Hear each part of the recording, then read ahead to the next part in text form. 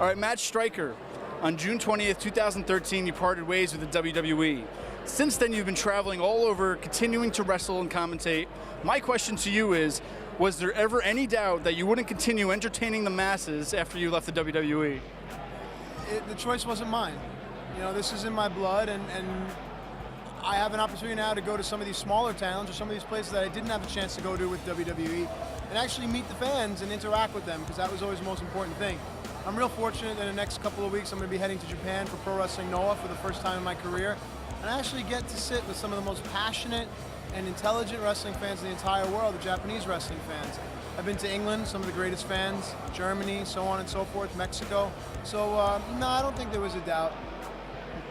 I got a little lightning round question for you. Which movie is better, The Marine, The Marine 2, The Marine 3 Homefront, or the critically acclaimed 1986 movie Wise Guys?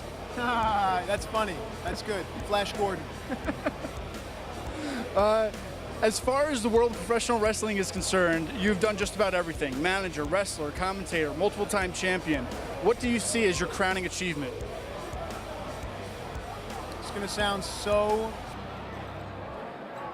gross, but when a kid comes up to me and says that they met me X amount of years ago and I actually stopped to talk to them or I signed their autograph, and that inspired them to try to be cool to people because so many wrestlers they meet turn out to not be so cool. That to me is what's important. The legacy I leave is, what are people going to remember? I can't take any of the money with me, and I can't take my boots or my titles or any of that, but what stays behind is how I made people feel. So hopefully that'll be a good thing. Everyone knows you, or they should know the story of how you left teaching at Benjamin N. Cardoza High School to pursue a career in pro wrestling.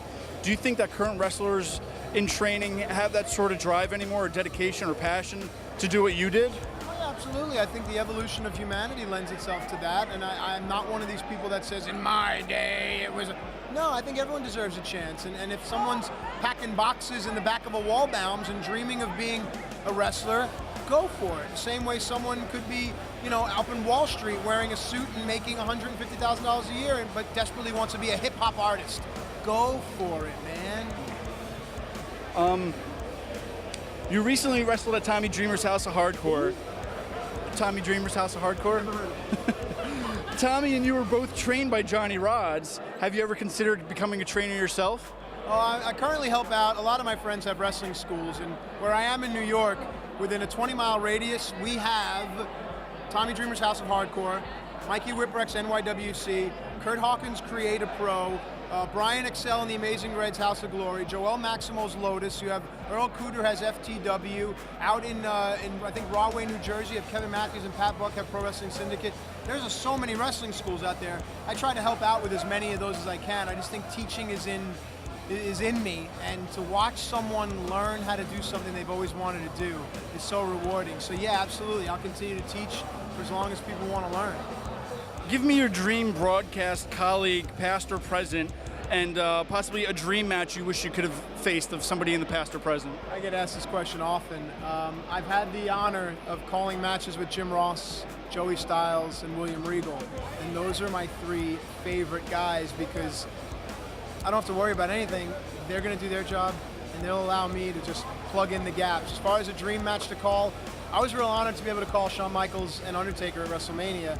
I would have liked to have done maybe a Ric Flair, Ricky Steamboat 60-minute match, but I came with the same passion when it was JTG versus Trent Beretta that I did when it was Shawn versus Taker. So any match is obviously the match that I'm focused on. Well, how about you, too? Who would you have ever loved to have wrestled in the past or present? Is there anybody that comes to mind? I'm real fortunate I got to wrestle guys like Kurt Angle, like The Undertaker, like Triple H, like John Cena. I've teamed with William Regal. But some of the great guys that I don't think get the heralding that they deserve, Brad Armstrong, Adrian Adonis, you know, some of these guys, Mike Rotundo, some of these guys you don't realize how good they were until you talk to someone that knows how good they were.